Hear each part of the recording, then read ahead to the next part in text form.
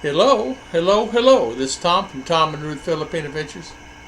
How's everybody doing today? I got Miss Ruth over here. She's over here relaxing and chilling. I got Mr. Omer down here. Our R's in school. This is tomorrow will be her last day. Actually Friday was, but they had to go in and finish some stuff they needed to do. Today was an update time, coffee time. What does that mean? Coffee time. Talk about anything and everything we want to talk about today. Many updates here. They are changing the visa requirements. They're looking at doing like Thailand and Cambodia has, where you come in, you get a visa for 59 days. It's not really quite sure. I saw a video done by one of the other vloggers, but I heard it changed. So stay tuned. We'll get you the latest and greatest information on that. First they said that 59 days you have to leave the country, come back. Lady says you, of course, can stay, but the requirements are right now, presently, they're submitting a bill that you actually just renew it at 59 days and then you can stay up a period of time. They're still finishing up on the protocols of that, so I'll give you updates on that. All right, careful with the scams. There's many scams going on here in the Philippines, and not just Philippines, all over the world. A lot of scams going on with these channels on YouTube. A lot of people lost their channels over the weekend. As you know, I lost 3 channels. I lost. It was a nightmare, and it was not my fault. And come to find out, one of it was a scam. They actually came in and they had a bot that took over I have left my YouTube channel on, my main channel, and a bot came in and got the information. How it came in there, we're not really sure. It was through the computer or software or something. I didn't download anything or anything like that. YouTube says that they're getting a lot of complaints now, and a lot of the big vloggers this weekend got hit very heavily, and some of the big channels with 1, 2, 3, 4 million subscribers got hit, and they're hacked, and they're putting on SpaceX and all this other stuff on the thing, so they really got hacked. As you know, I lost 1,000 videos. And what they did, it took them a month to get those videos back, and I still didn't get all my videos back. So it's limited. The best thing to do is back up your videos, back up your computer, back up everything so you have it, if those videos mean a lot to you. So scams and things here in the Philippines, as you know, there's always a lot of things going on here as far as scams. And what I mean by that, you order something from Facebook, from Lazada, they send you something, it's not what you ordered, what you received is different, what you thought you're going to receive. You have to really do your due diligence. Sometimes it's better to open the package right there when you receive it and check it and make sure it's exactly what you ordered, especially high ticket items like watches, jewelry, things like that. Because these drivers, and everybody know, not saying it's the drivers here, I'm saying somewhere else, it's been hacked. Could be hacked at the business. You don't know. It could be someone saying you order a watch and you get this, so, and they just pack that in and ship it out. So you really don't know. And what happens too, when it gets to these sorting centers, sometimes the sorting centers may open them up and repackage them back up, take whatever's out of it and resell it. So just make sure you do diligence. You receive a package from Lazada or Shopee, whatever you order from, even from the States. Open it up, make sure it's exactly what you ordered, and then that way you have it. Because once you receive it and that driver is gone, you can't get your money back. You have to fight your money back through Lazada and Shopee. And it can get quite complicated. Really quite complicated. I'm not even going to tell you what Ruth had to do to get a pair of shoes back that she bought for me that's just a little bit too small. And it was a nightmare trying to get those shoes back. And the seller that sold us the shoes was on our side. Said, no worries, just send them back. But it was a nightmare sending those back, because you got to repackage them, you got to take them back down to the facility and then ship them out from there. So just be prepared. It's like it is anywhere else, but sometimes here in the Philippines you have to really watch everything you do, include riding in a tuk-tuk, riding with a taxi, riding with everybody, because sometimes they see an opportunity and they'll take advantage of you. We had one time where a guy says, hey, I spoke to him in English and I communicated with him. I need more money. Ruth says, no. He says, well, I talked in English back to him. She goes, no. So you have to be prepared for this. Yeah, guy, it's amazing. I can tell you stories, and I don't want to get into that. Prepare your trip. Double check everything. Since COVID, there's a lot of resorts that's out of business. It's gone. And a lot of the resorts have had a hard time recouping their money and recouping. Some of them lost their properties because they had payments on it or something like that. Some of them just abandoned the properties. Some of them are just not their land. They just abandoned it. And a lot of resorts had a hard time. A lot of people are booking online. You get to a hotel or you get to the resort, and come to find out they either canceled the ticket, canceled the booking, canceled your resort, and they kept all the money. So be prepared for that. Guys are telling me that they're dealing with that now in Boracay, where they actually booked the room and booked a plane ticket from point A to point B.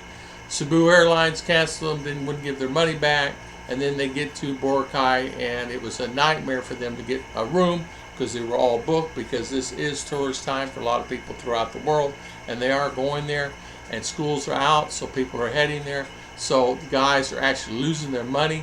The only way you can recoup that money, if you book it on American card, you can recoup it, but it's even a hard process there, because they want to see this, they want to see that. You got to talk to the person you bought it from, make sure. Well, if they're not around or they're gone, it's a scam in the beginning. So there are fake booking websites online. So like booking.com, you got to make sure that you're actually booking it through a site. The gentleman said he lost, I don't know, it's about $800 total between the plane tickets for his family and then the room he had set in Boracay, because Boracay is very expensive. It costs as much or more than it would stay in United States somewhere. It's very expensive. It's over $100 a night in some cases. And he, of course, has 3 or 4 family members that was on a plane. So it was a nightmare for him. He wanted me to tell everybody. His name is Franco, and he lost quite a bit from Italy, and he's very upset about it. And I would be too, losing $800. And it doesn't look like he's going to get his money back, he said. He's trying with Cebu. He's working that out now. So during COVID, they really changed a lot of this. So since everything's starting to open up and things are starting to get more people coming in, and it's not necessarily, people say, well, it's not the Americans. It's people from all the other countries. It's Korea and China. The main flow of people, it's not Americans flowing into here. It's Chinese. It's people from Italy. It's people from France. It's people from Korea. A lot of Koreans are coming in. A lot of Chinese are coming in constantly. So the major part, a lot of people from Japan. The major is Chinese, Korea, Japan, and then it filters into Italy. I think Americans are number 20th on the list. So there's a lot of other people coming in besides Americans. Americans are coming, but it's not as much as you thought and you think. In fact, I was in town and I talked to Ollie, a friend of mine, owns Ollie's restaurant, a Turkish guy. I said, how many Americans you seen? And he studied a minute, and I said, it's been a couple of weeks since I've seen him. And he says, 0.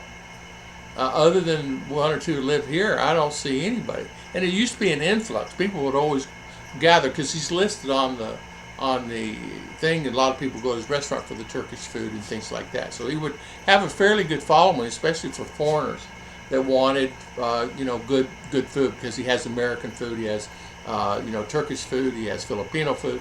So, but he's telling me he's not seeing anybody. And of course, we have a good friend, Tom Shipman, is in. His wife, he comes into town, and I got Rick over there. And but there's quite a few people that come in, I guess, but I don't see them, and nobody is seeing them. So tourism is really down where we're at. I don't know about Davao or CDO. It's really down. There used to be quite a few people come here in Bukidnon.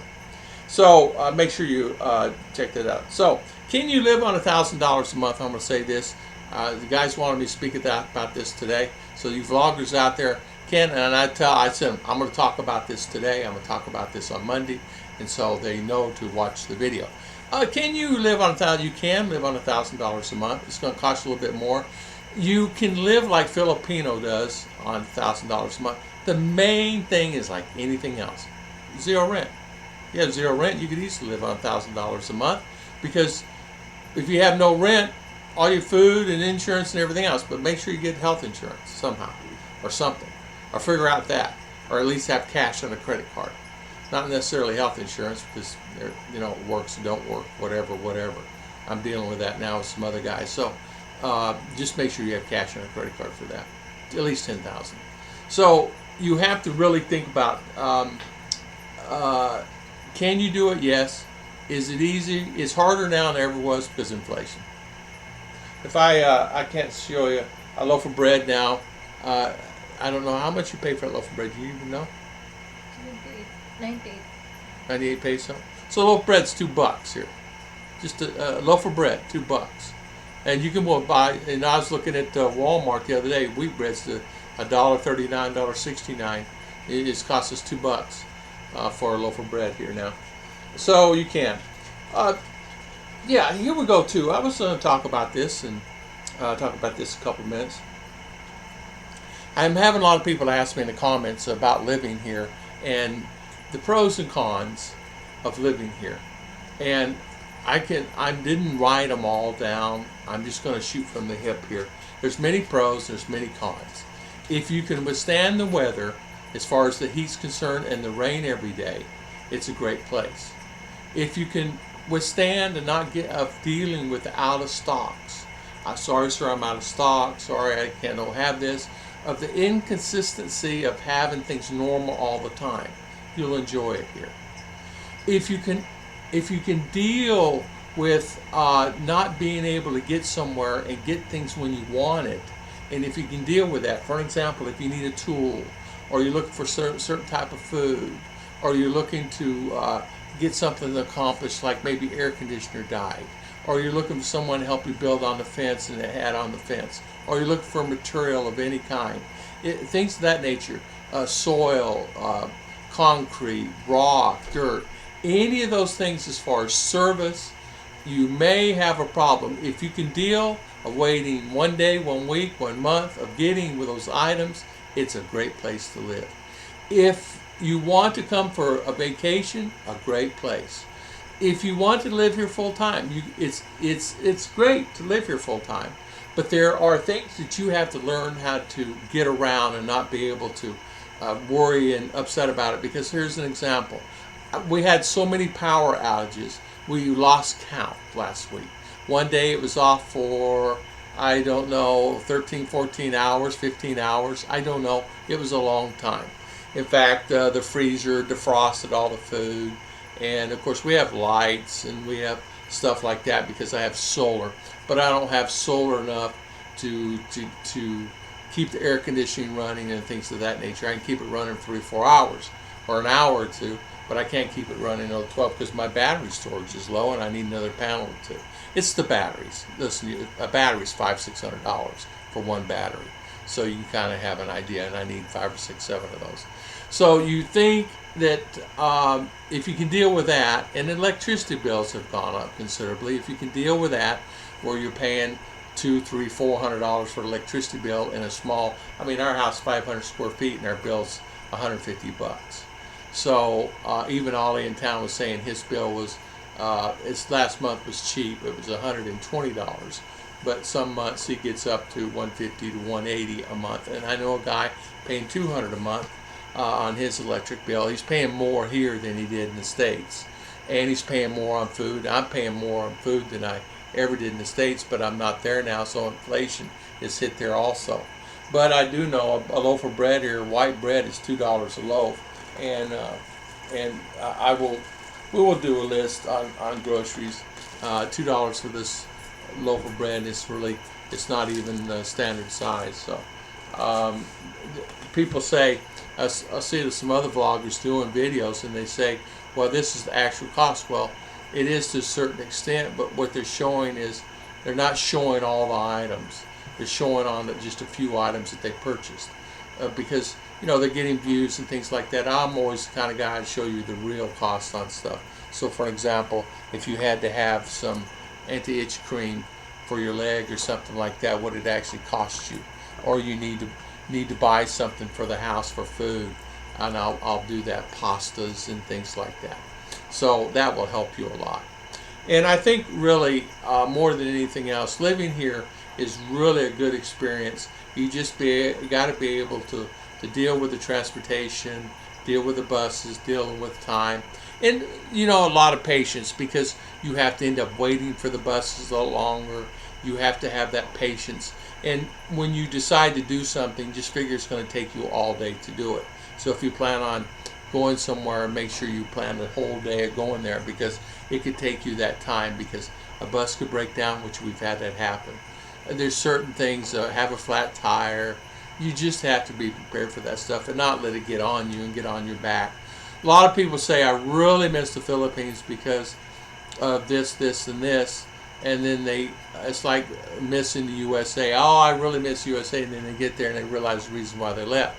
But there's a lot of guys that's actually going back for whatever reasons they have. Everybody has a different reason for heading back. Some are going back for health care issues. Some are going back because it's a better life for them. They're tired of the same old here. Some people are wanting more adventure, because if you've been to 5 or 6 or 10 islands, if you've been to Palawan, Boracay, and all the islands, you've been to one, you've been to all of them. So you have to be prepared to, you get the island fever like you do in Hawaii, you know, that fever of like, I got to get off the island, you know. So it happens quite a bit. People say they don't get it, but you do. You eventually get it, because what it does, you go, like I can be in Davao today and be on that coast, and it's like Florida, be in Daytona Beach on that coast, and I can be in CDO that evening and watch the sunset on that coast.